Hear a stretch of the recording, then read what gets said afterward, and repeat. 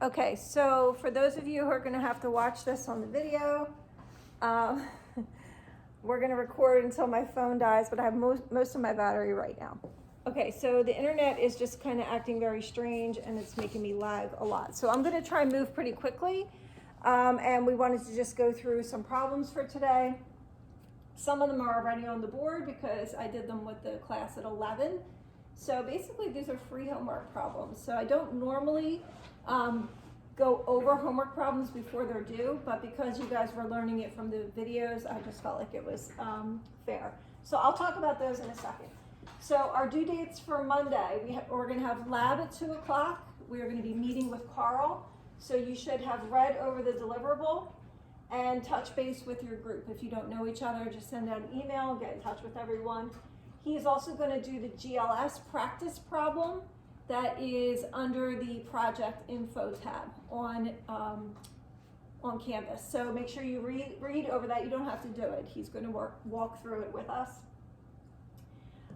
We have 2 assignments due. You have the homework 1 due. You have the SolidWorks due, just the drawing, not the actual files, just the screenshot of the 3. Send that in now if you haven't done already. I've already been grading them. And then quiz 1 is at 3:30. This is on degrees of freedom, and it's just 4 problems on Canvas. All right, so I have a couple other problems. Okay. Go ahead. I asked if that all that's due Monday. If what is due Monday? Everything in that little list over there. Yep, that's your Monday list. That's why I wrote it all down, because it's a lot. Okay, so I did a few problems with the last class and then went over the homework. But since I had the homework already up here that I went over with them, I just kept it up here on the board.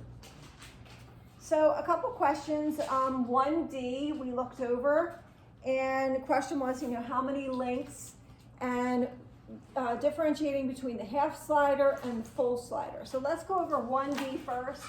So we're kind of working backwards from what I did in the other class, but that's okay. So for 1D, I think it's fairly obvious, right, that we have a half slider there, no full sliders, and links of 7. Okay, so I'll just kind of hold it up here. So we have 1, 2, 3, 4, 5, 6, and then the ground is 7. You'll notice in number 2 and number 3, the links are numbered for you, and they start counting with 1 as the ground. But when I'm explaining it, I usually start with the first visible link being number 1. Doesn't matter. But 1, 2, 3, 4, 5, 6, and then 7 is the ground. How many pins do we have? So again, we're going to have 7. So 1, 2, 3, 4, 5, 6, 7. You do not count this pin, right? Because it's not really a pin. It's just a part of the half slider. So important part. It may look like a pin. It may actually be a pin, but it's functioning as a half slider. So that is 1D. 1F is kind of a cool mechanism, but we went over that because it is definitely a little tricky, and that's why it's an extra credit. In the homework, I won't grade everything. I will just pick out some of the ones and grade them. Maybe some of the ones even we're doing today. All right, okay, looks like a connection it's still lagging. Okay, can you guys hear it all online? I mean, honestly, it's really bad. Okay. If you're recording it on your phone, I'm Yep. gonna have to watch the video to understand what you're actually doing. Okay. All right, so 1F, and I'm going to try and go a little quickly because my battery doesn't die. 6 links, and we have the cam. We have hang on, let me pull this up. 1F.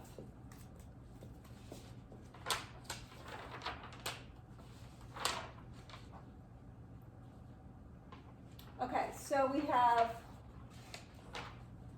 1, 2, 3, 4, 5, and then ground is 6. Okay, so we're counting this piece as one link. So again, the numbers here are for the pin joints. So 1, 2, 3, 4 for this whole piece, 5 for this piece, and then 6 is the ground. Interesting on this one, we have this interface here.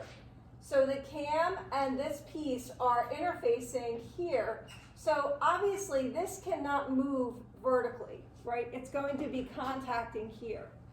So that removes 1 degree of freedom. So we can count this as a half slider. As same concept here between this piece and this assembly here. These two are resting, it's resting on it, so it's removing 1 degree of freedom. So when we're looking at the difference between half slider and full slider, we want to look at how many degrees of freedom are being removed by this slider. If it's a cylinder in a piston, right, like you would see in an engine, I'm going to draw that. I'll draw that in a second. So we have 2 half sliders here, 1, 2, and 2 full sliders, this piece here, and the valve within that assembly there.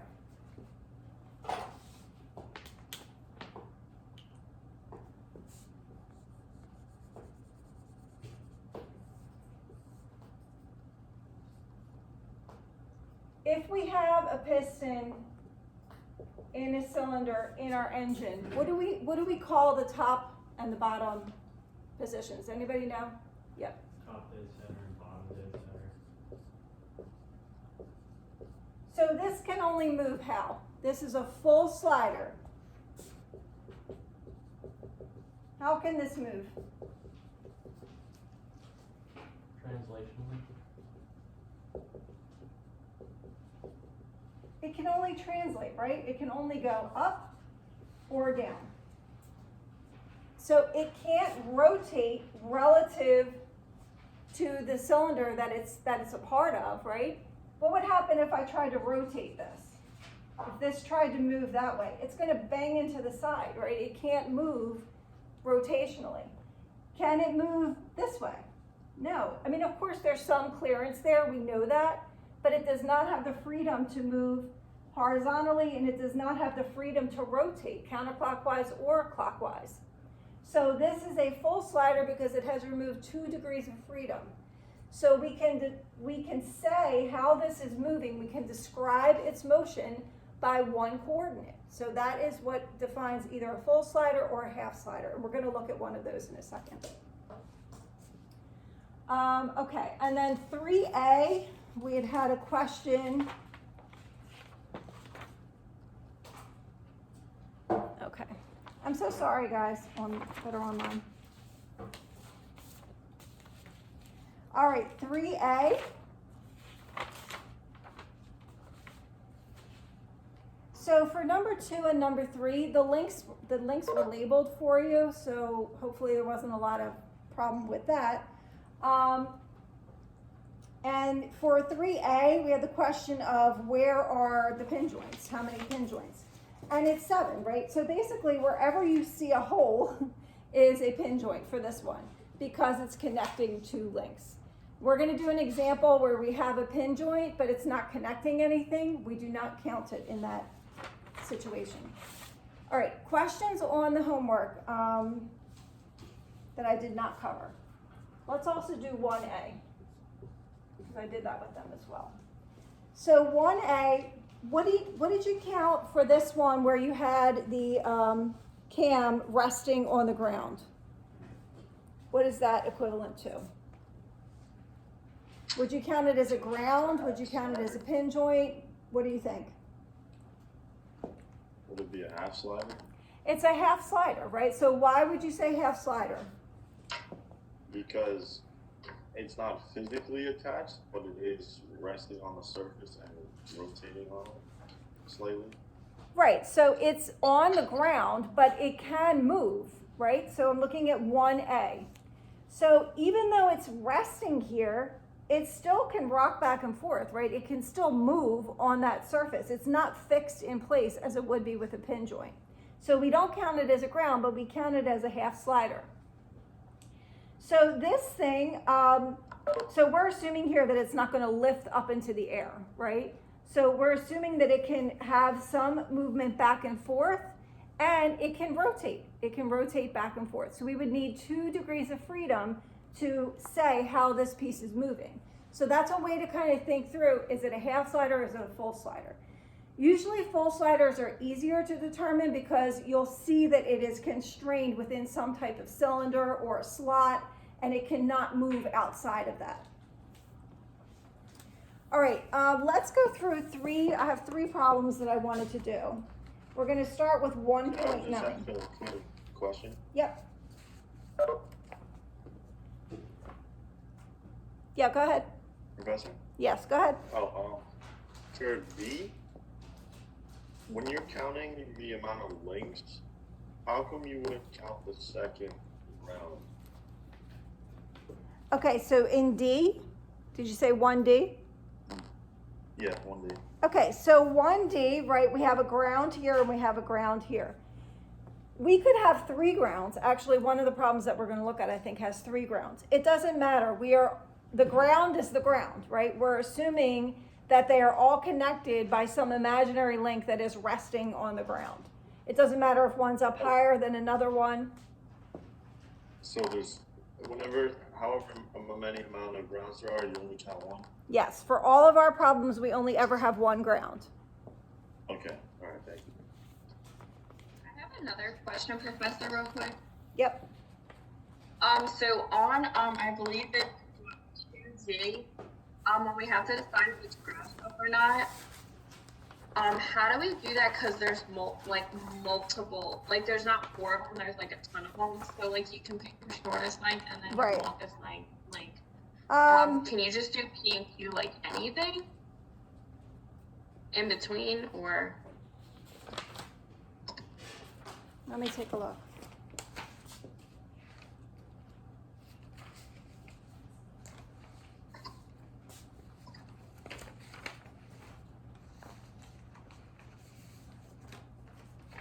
Okay, 2D, is that what you said? I'm looking at 2G. Oh, 2G, okay.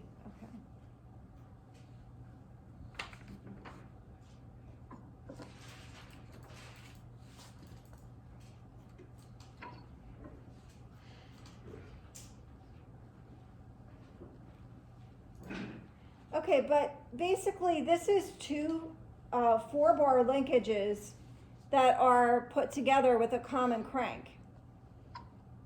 Right, so if you look at that, they're a mirror image of each other.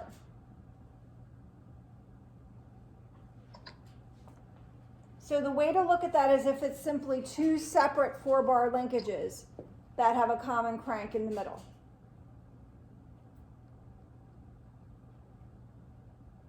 Okay. So take your shortest link and your longest link and then add the other 2 together, the 2 remaining. Okay, all right, thank you.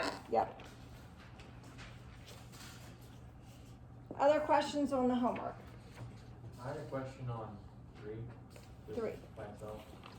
So, for both of them, they have a link on top that moves horizontally. Mm-hmm. Is that not a slider because the other part isn't shown? No, it is not considered a slider, but I understand what you're saying, and I've had that question before. So in 3, there are no full sliders and no half sliders. So it's just a link that is just moving. Okay. Although I'm going to talk to Carl because that's a little confusing because he made these homeworks a long time ago. Yep. Someone was asking a question? Yeah, what was the example you were just talking about? Number 3. Okay.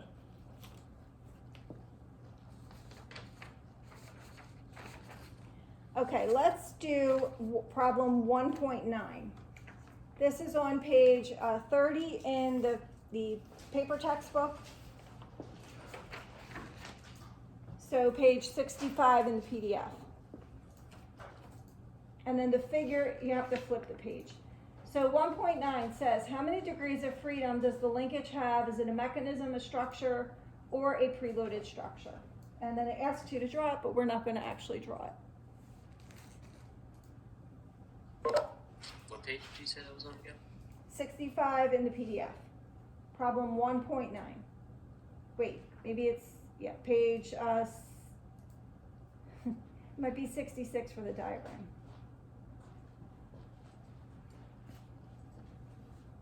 Okay, I'll draw it here. And I'm gonna erase all this so I have a little more space.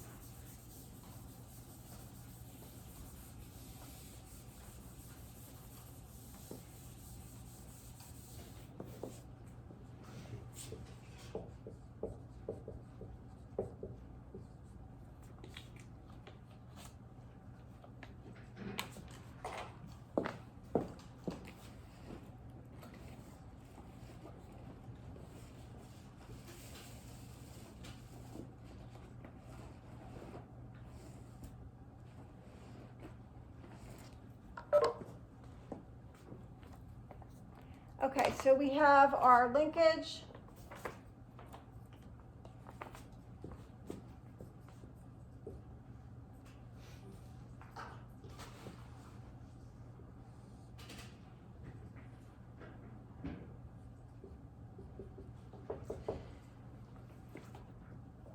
You want to make sure that you don't count where the pin is fastening to the ground as a link. Okay, so this is not considered a link in and of itself. So we are gonna, first we wanna figure out how many links do we have. Well, we have 1, 2, 3, 4, and then the ground is gonna equal 5. This one's super easy. So we started out with the easy one last time and then went to the harder ones. This class we started out with the harder ones and went back to the easier ones. Pin joints equals 5. Full sliders and half sliders equals 0. So we have 1, 2, 3, 4, 5 pins and 5 links. And you want to write out your equation just like this. The modified Gruber equation.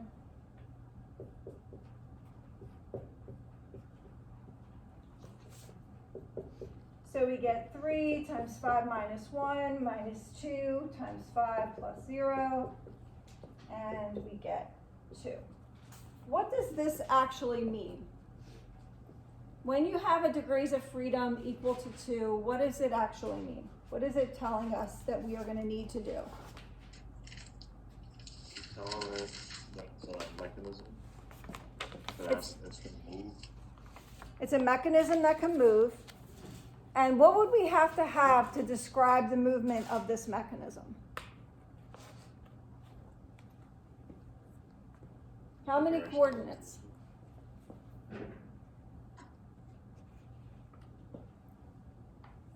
What does the 2 mean? 2 dimensions? I didn't hear that. 2 dimensions? Yeah, you have to have 2 coordinates, right? So 2 variables are going to have to be presented to fully describe this mechanism and how it's moving. Let's just draw a random 4-bar.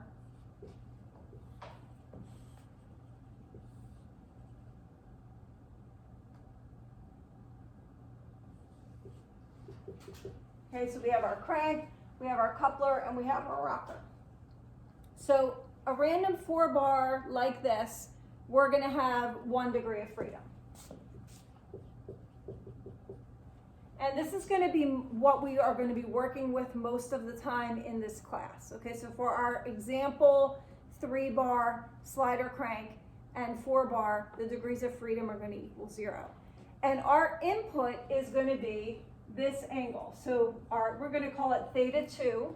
As soon as we get into lecture next week, you'll see that. And that is our crank angle. So our input when we are working in MATLAB is going to be our crank angle, our theta 2. And once we put that into our equations, that's all we need. We put that in and then we can calculate where this thing is throughout its whole cycle for every angle of the crank. So degrees of freedom of 2 is fine, but you're going to have to be able to control it somehow. When we are working with the claw, okay, so when you're designing your claw mechanism for the project, We want to have a degree of freedom equal to 1 because we only have one input as to how we can control that mechanism. All right, so that was a pretty easy one. Let's do problem 1.11.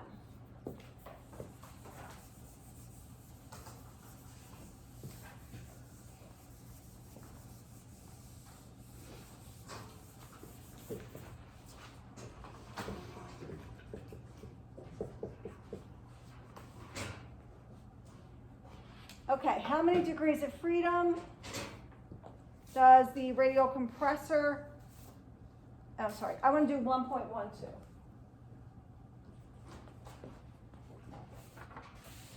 How many degrees of freedom does the linkage have? I'm going to draw it. I'm just going to draw the links as lines though.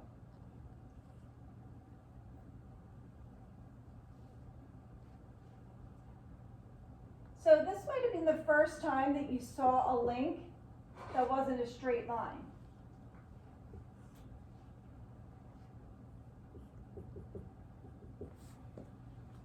And here we have 3 ground pins. We're still going to count it as 1 ground. So a link can have different shapes, right? So we kind of started out, we were looking at them as just like a long straight piece, but they can be a triangular piece like this. It can be a wheel. As I think is in one of your homework problems, right? One of them has a wheel at the bottom or a disc. That can also be a link. Okay, so here we're going to have L equal to 6. We have 1, 2, 3, 4, 5, and then the ground is 6. Okay, so 1, 2, 3, 4, 5, the ground is 6. Again, we have 3 ground pins. Doesn't matter, they're all connecting to the same ground, okay? So the ground is not moving relative to the ground. If the ground of one was moving relative to the ground of the other, then we could not count it all as the same ground. Make sense? Okay. Students hate this. Like if they're not on the same level, like they should all be on the same ground. Yeah, it's like bothering. Yeah, it does bother us, right? Because we want to see it two-dimensionally. Makes sense. When you think of the ground, you just think of like something straight, not Yes, like all over the place. right. But all we need to know is that so what are we really saying, right? We're saying that they are all fixed relative to the same coordinate system. So if they were moving relative to our coordinate system, then we would not be able to consider them all being in the same ground. Okay, so we're looking at relative coordinate systems with translation. If they're all staying still relative to each other, we count it as 1 ground. You guys will get more into that when you get to dynamics. All right, pin joints. So we're going to have 7. 1, 2, 3, 4, 5, 6, 7. That one's pretty easy. And no full sliders, no half sliders.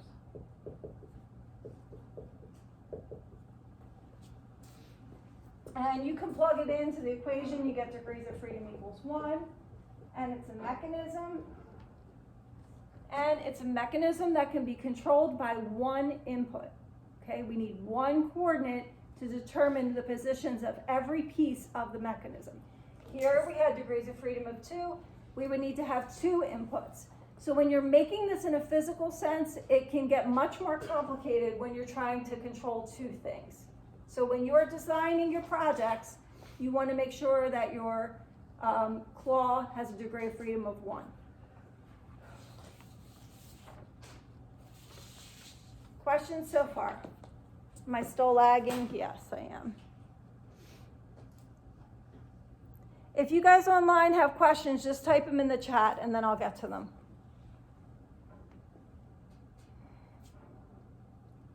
It's very weird to see yourself delayed by like 5 seconds. Okay, so let's do problem 1.13. I hope these guys are going to be able to see my video. I'll go over here. Let's do 1.13.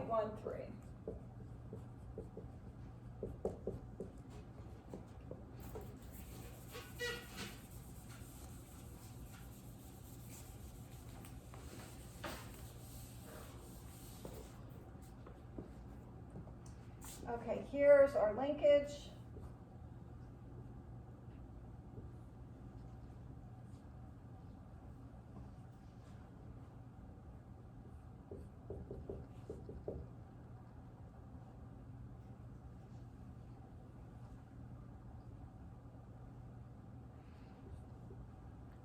Okay, what do you think? How many links, how many pin joints, how many full sliders, how many half sliders? Let's start with the links. How many links?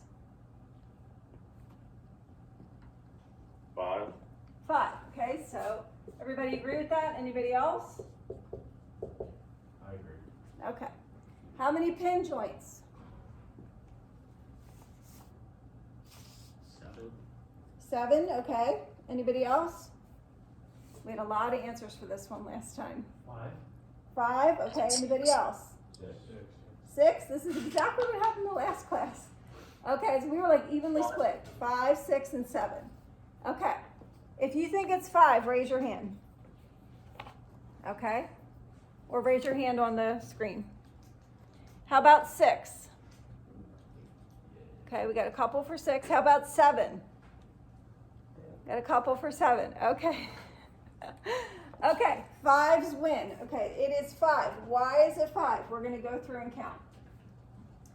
1, 2, 3, 4. Wait, is that what? No, this is, what is this? Sorry, I didn't have it. Oh yeah, that one doesn't count because it connects to things, right? It doesn't, I didn't have it drawn in there. Sorry. Oh, did you guys not know because I didn't have it drawn in there? Okay, well just say yeah. Say yeah, that's why I got thrown off. All right, this is a half slider. Okay, so I just made the same mistake. I forgot that was a half slider. If it's a half slider, we are not going to count it as a pin joint. We're already counting it as a half slider. So let's go through again. 1, 2, 3, 4, 5. Why am I not counting that one? It's not connecting. Yeah, just by It's itself. not connected to anything. It's not connected to anything. So I don't care that there's a pin joint there. I could have 10 pin joints over here, or 1 here. I could have 1 on this link here. If it's not connected to anything, it's not restricting the mechanism's movement. Okay, so you only count it if it's connected to another link. Okay, need to know that for the quiz, just so you know. So we have 5. We have one half slider and 0 full sliders. So we plug it in.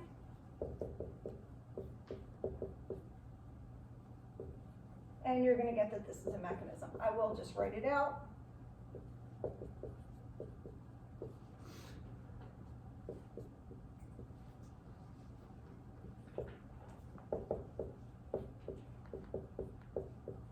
And you want to write it out just like this when you're doing your homework. Just because we're getting started and you're showing me you know what you're doing. So we get 3 times 4 minus 2 times 5 minus 1, and we get 1.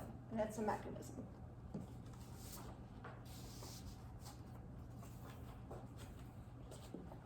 Other questions?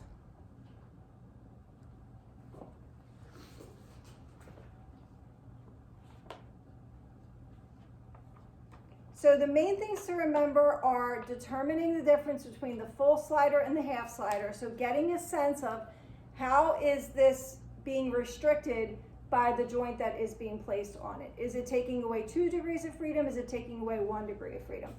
Full sliders are relatively easy to see because it's got to be within some type of cylinder or some type of slot where it cannot move. Why in this one would you say that this is a half slider and not a full slider? How can this move? This half slider. Can you say that again? There is a half slider because it's connected. Okay, so, Right. and yes, I am And still, it could go in 2 different directions. okay. Yes, I'm still recording and they're asking me to repeat the number of pins. Okay, 1, 2, 3, 4, 5. And then I drew a couple more in there that I added. We're not counting this as a pin because it's a half slider. We're not counting this pin because it's not connected to anything. So let's turn our attention to this half slider. So there's something in here. It could be a pin. It could be, like a little square. We don't know. But how can this move? Well, this can move up and down, and it can also rotate. It cannot move this way, right? It can't move perpendicular to the slot. Even though there's some clearance there, right? It's gonna not go very far before it's gonna hit the metal piece right here and interfere. So it's restricting it by 1 degree of freedom. So that's the way that you have to try and start looking at it to start to visualize what's actually happening, in this movement. For 1A, let's take a look at that. If you can, open your book or homework and look at that one.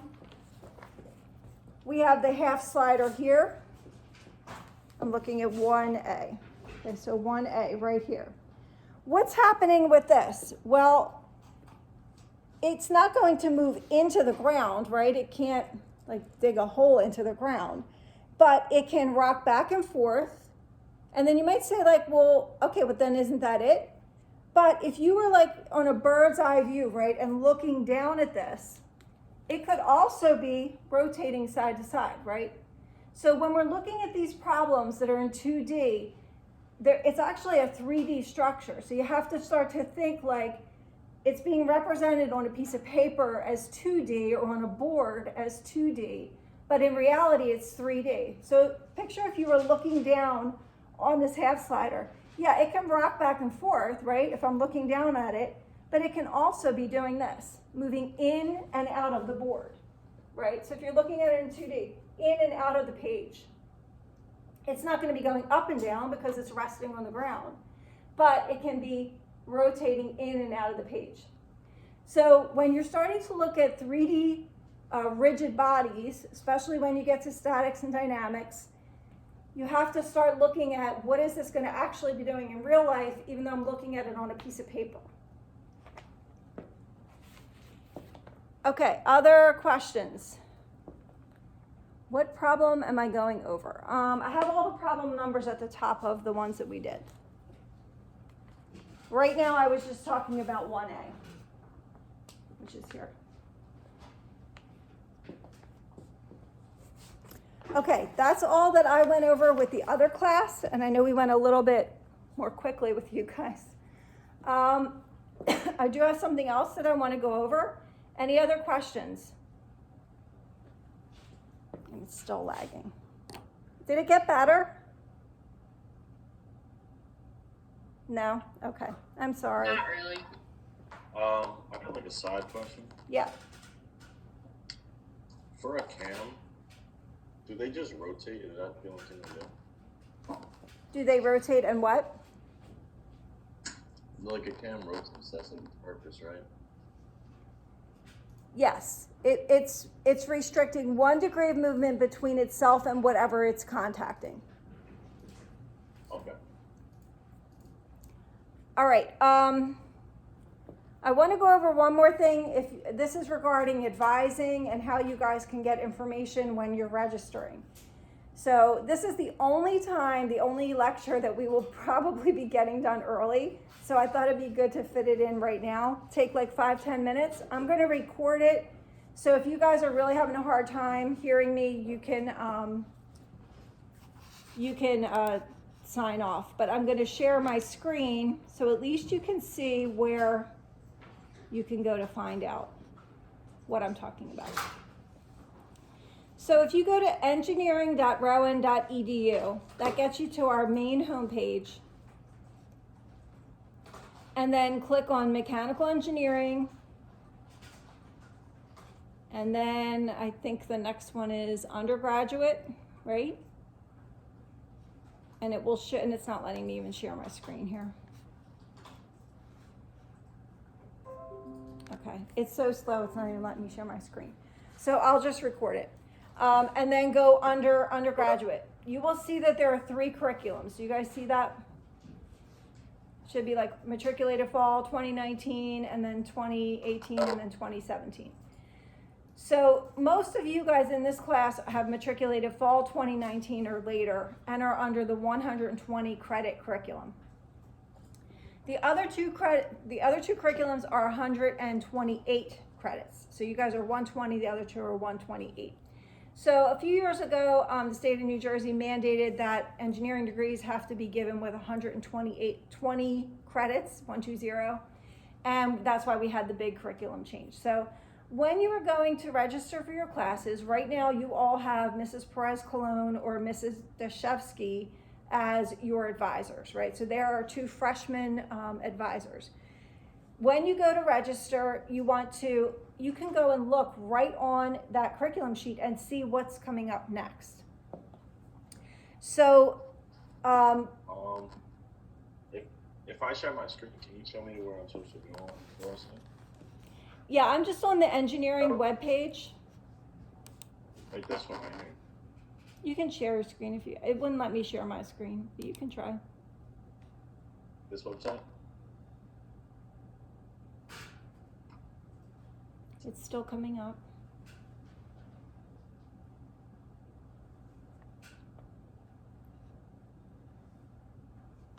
This is how slow it is. It's still coming up. I think we try. Yeah, I think you're in the right place. It's just, okay. Yep. And then go under, I didn't see where you were, sorry. I just put it back up. Okay. Did I undergraduate program? Yep, click on undergraduate program and then click on BS and ME curriculum. You can go on the left, in the left. Yep, and at the top of that page, it shows the 3 different curriculums. In addition, on this page, you can see on the left there, you should have an option to click on advising, the advising tab. Can you do that, Brian? And I like to share this when my students are freshmen, because when you go to start registering, right, you're going to have probably 80% of the time it's the same questions that everybody else has. So get familiar with these frequently asked questions and read this before you start contacting your advisor and doing that back and forth and back and forth. So right now, everyone is advised by one of the freshman advisors if you're a freshman. And I know we have some upperclassmen here. If you are a transfer student, you're advised by Dr. Bakrania. And I get most of the change of major students. And I don't think we have anybody in this class. But anyway, so you want to read this and just be familiar with these frequently asked questions before you start those email chains, right? So things like, who's my advisor? Well, right now, everyone has either Mrs. Perez-Colon or Mrs. Dashevsky. After you finish this semester, over the summer, you will be switched to an ME faculty. So I do that assignment process, and then our admin enters those in, usually August. So you should see a change then in your degree, in your banner, we'll get to DegreeWorks in a second, but in banner, you should have a different advisor listed. So that's your person that you go to if you have a question about advising. But before you do that, look here, can you scroll down, Ryan? So who do I ask? So you have your advisor. If your advisor can't help, then you can come to me. And sometimes there are weird things that are going on that you need to kind of contact me about. The ever popular question, a course section is full, can I get into that? So for mechanical engineering classes, our procedure is that if a class is full, you need to contact the faculty member that is teaching that and ask them for what's called a capacity waiver. If the class, you can even see this in section tally before you make your request, if the class is at the capacity of the classroom, it's the number all the way on the right in the section tally. If it's already at capacity, like the capacity for this room is 40 people, then they are not going to be able to give you a place in the room. We just can't physically add you in there in the fire code, and the system won't allow you to be added. So it's called the capacity waiver. Now, I know for sophomore clinic, they tend to only open a certain number of seats for every section at a time, because they want to spread their people out over the sections, right? So if there's a Friday afternoon section, they want people to take that. So if you need a certain section, this happened last semester, you know, some people were like, I work full time, I can't do any section but this section. Hang on a few days, they tend to open up and release seats as all of the sections get full. So in that case, I would tell you to not email the professor because they are also a different department. It's not run by ME. Okay. Wait, can you do that for any, like, kind of subject, or is it just MA? So I don't want to speak for the other departments and how they run it. You can try that, and they may have a different policy, though. They may not be allowed to do capacity waivers. Yeah. So I don't really know. But you can already know that it's going to be a no if it's too full. If the number of maximum allowed is already full, then they can't, we wouldn't be able to add you in. You can email and say, can you let me know if somebody drops? You know, that kind of thing. Okay, scroll down a little bit more. Once you get the waiver, if you're allowed to get the waiver, you get an email, then you still have to go register. Okay, so you're not like automatically in the class. The professor can't put you in the class. And then how do I know if I'm on track with my curriculum? So in Banner, you have what's called a DegreeWorks/grad, GRAD report. Is anybody familiar with that? No, okay. Ryan, are you familiar with that? In Banner? What can you say that again, please? It's called DegreeWorks/grad. Oh no, I'm not familiar with that. Okay, so I'm not even sure how to tell you guys to get to it because it looks different than when I go in. But if you go into Banner, under your student profile on the left, you should have an option to click on DegreeWorks/grad. So check there in your self-service Banner. And if you can't find it today, that's fine. Just find it at some point. And what that DegreeWorks/grad does is that is a report. And it used to be just a big list of classes, but now we have broken it down with the registrar's office, so it's by the semester. So between looking at your grad report and looking at the curriculum sheet, you can see exactly what you have to take for each semester, other than your Rowan core, where you have some leeway, right? So you can just see, okay, I need this class, this class, this class, and this, and then I have to pick a Rowan core. So those two, if you are a traditional student, meaning like you started as a freshman in the fall, it's super boring, right? You don't really get a lot of wiggle room there. You're just taking exactly what is on the curriculum and exactly what's shown in your grad report. Then as you go through, the grad report checks off, right? So for your fall freshman year, you should have a bunch of things checked off, right? The little green checks. So that shows when you have completed that requirement. Has anybody been able to find that? Yeah, I found it. Okay, so how did you get to it? Self-service Banner, and then what?